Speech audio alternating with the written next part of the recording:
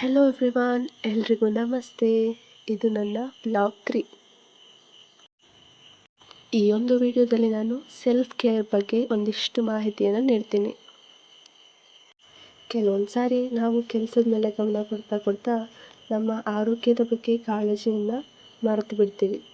ಹೀಗಿದ್ದಾಗ ಕೆಲವೊಂದು ಆರೋಗ್ಯ ಸಮಸ್ಯೆಗಳು, ದೇಹದಲ್ಲಿ ಏರುಪೇರುಗಳು ಆಗೋದು ಸಾಮಾನ್ಯ. ಇಂಥ ಸಮಯದಲ್ಲಿ ನಾವೇನು ಮಾಡಬೇಕು ಅಂತ ಹೇಳಿದ್ರೆ, ಜಾಸ್ತಿ ತಲೆ ಕೆಡಿಸ್ಕೊಳ್ದೆ ಮೈಂಡನ್ನು ರಿಲ್ಯಾಕ್ಸ್ ಆಗಿಡಬೇಕು.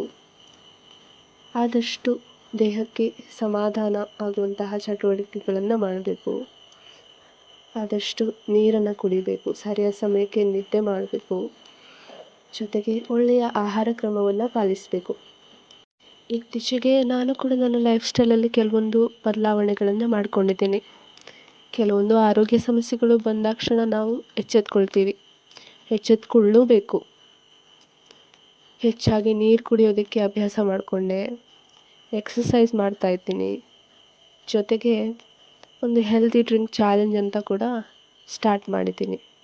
ಸೊ ಇದರಿಂದಾಗಿ ನಮ್ಮ ದೇಹಕ್ಕೆ ಬೇಕಾದಂತಹ ಎಲ್ಲ ನ್ಯೂಟ್ರಿಯೆಂಟ್ಸ್ ಆಗಿರ್ಬೋದು, ಅಥವಾ ಸರಿಯಾದ ಸಮಯಕ್ಕೆ ನಿದ್ದೆ ಮಾಡೋದ್ರಿಂದ ರೆಸ್ಟ್ ಆಗಿರ್ಬೋದು, ಹಾಗೆ ಹೆಚ್ಚು ನೀರು ಕುಡಿಯೋದ್ರಿಂದ ಹೈಡ್ರೇಷನ್ ಆಗಿರ್ಬೋದು, ಹೀಗೆ ಕೆಲವೊಂದು ಅಭ್ಯಾಸಗಳನ್ನು ಫಾಲೋ ಮಾಡೋದ್ರಿಂದ ನಮ್ಮ ಆರೋಗ್ಯವನ್ನು, ನಮ್ಮ ಮನಸ್ಸನ್ನು ಕಾಪಾಡ್ಕೊಳ್ಬೋದು.